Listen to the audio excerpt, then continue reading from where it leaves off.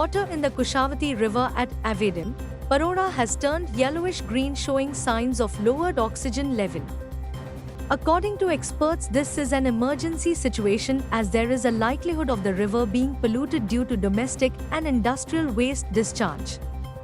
The condition of the river water is as the same as the Ragad River, which has been declared unfit after a similar situation was recently.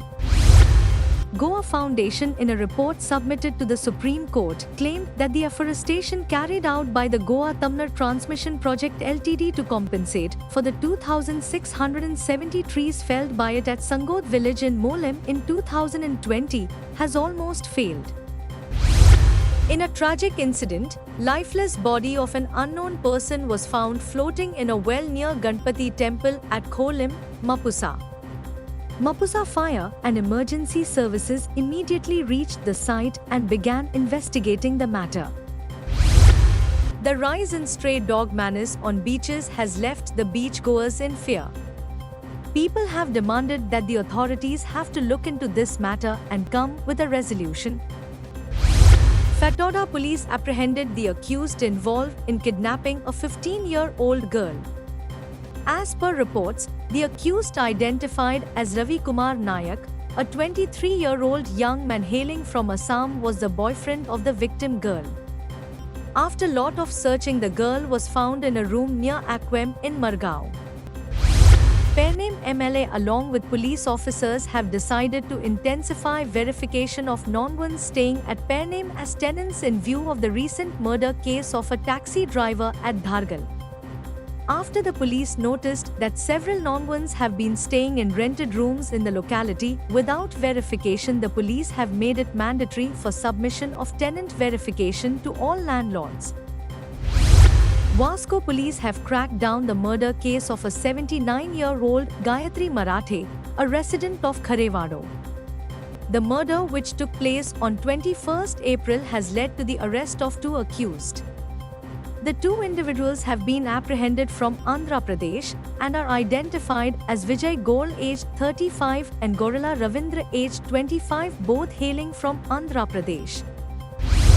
Light to moderate rainfall showered at Panjim and across the Bardez Taluka on Thursday, bringing respite in a few places. Due to these sudden showers, locals had to face the aftereffects of this unseasonal weather with heat and humidity. In this edition of Street Voices, Herald TV spoke to several people, especially residents of Panjim, and asked them whether the outstanding dues of Panjim town are a major hurdle in development. Dozens of varieties of the king of fruits endemic to Goa were displayed and are on sale at a 2-day mango show organized by the Agriculture Department, which was inaugurated on Friday at Kala Academy, Panjim. As the monsoon season is fast approaching, the Mormugao Municipal Council has commenced the comprehensive pre-monsoon preparation works. Municipal Council Chairperson Girish Borkar said that from trimming trees to cleaning gutter and nullas, MMC is leaving no stone unturned. Borkar even reassured residents that concerted efforts are underway across all city wards, with particular focus on vulnerable low-lying areas prone to water accumulation. In a surprising event, a theft was reported in the Tar Mad shrine located at St. Inez on Friday morning. The robbers allegedly broke the lock of the shrine and stole the donation box, which consisted of the shrine's donated money inside it.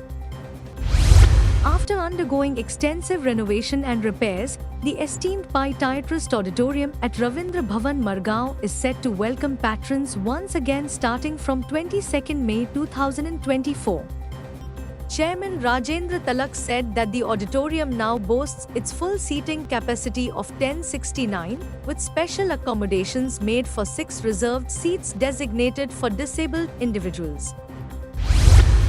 The summer football camp organized by the Koturi Gymkhana concluded at a high after around 140 boys and girls aged 6 to 16 got to train under senior coaches and players of Goa.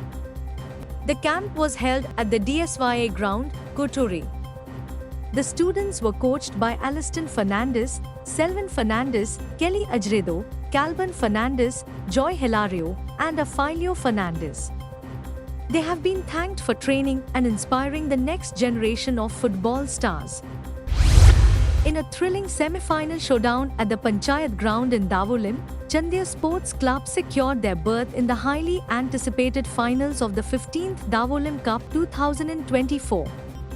The match, organized by Sporting Club Davolim, witnessed Chandiya's triumph with a narrow yet decisive solitary goal victory over Margao Sports Club.